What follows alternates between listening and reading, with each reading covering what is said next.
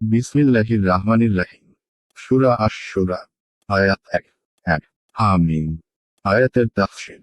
হামিম। আয়াত ২ ২ আইন শিন কাফ। আয়াতের তাফসীর।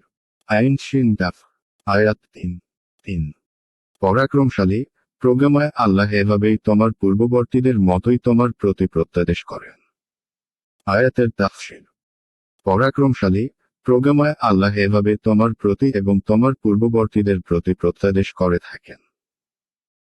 ১ ১ অর্থাৎ, যেভাবে এই কুরআন তোমার প্রতি অবতীর্ণ করা হয়েছে, অনুরূপ তোমার পূর্বের নবীদের প্রতিও সহিফা ও গ্রন্থ অবতীর্ণ করা হয়েছে। ওহী হলো আল্লাহর সেই বাণী, যা তিনি ফেরেশতার মাধ্যমে পয়গম্বরদের কাছে পাঠিয়েছেন।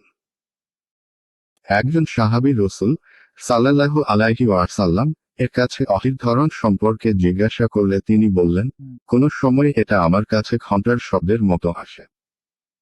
আর এই অবস্থা আমার কাছে অতীব কঠিন হয়। যখন এই অবস্থা শেষ হয়ে যায়, তখন আমার সবকিছু মুখস্থ হয়ে যায়। আবার কখনো ফেরেশতা মানুষের রূপ ধরে আসেন এবং আমার সাথে কথা বলেন। তিনি যা বলেন আমি তা মুখস্থ করে নিই। আয়েশা রাদিয়াল্লাহু আনহু বলেন, আমি লক্ষ্য করেছি যে ওহীর অবতরণের ভাব কেটে গেলে তিনি কঠিন ঠান্ডার দিনেও ঘামে ভিজে যেতেন এবং তার কপাল থেকে ঘামের ফোঁটা পড়তে থাকত। বুখারী ওহী পরিচ্ছেদ। আয়াত ৪ ৪ আকাশমণ্ডলী ও পৃথিবীতে যা কিছু আছে তা তারই। তিনি সমুন্নত, মহান। আয়াতের তাফসীর।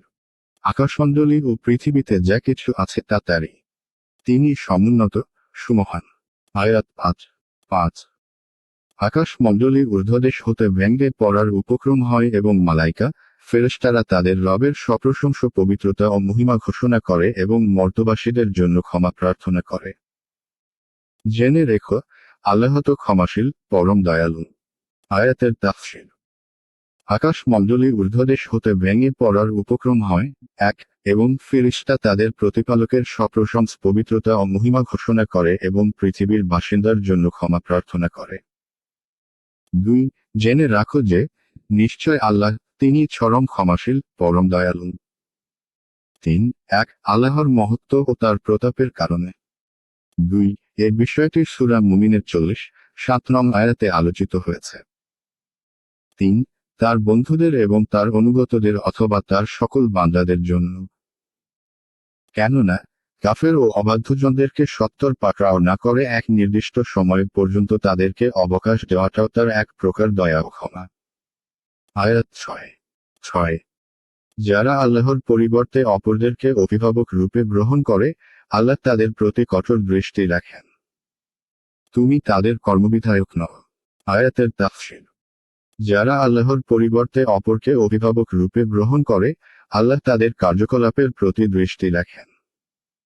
১ আর তুমি তাদের কর্মবিধায়ক নও। ২ ১ অর্থাৎ তাদের আমলগুলো পর্যবেক্ষণ করে সুরক্ষিত করে রাখেন, যাতে তাদেরকে তার প্রতিফল দান করেন।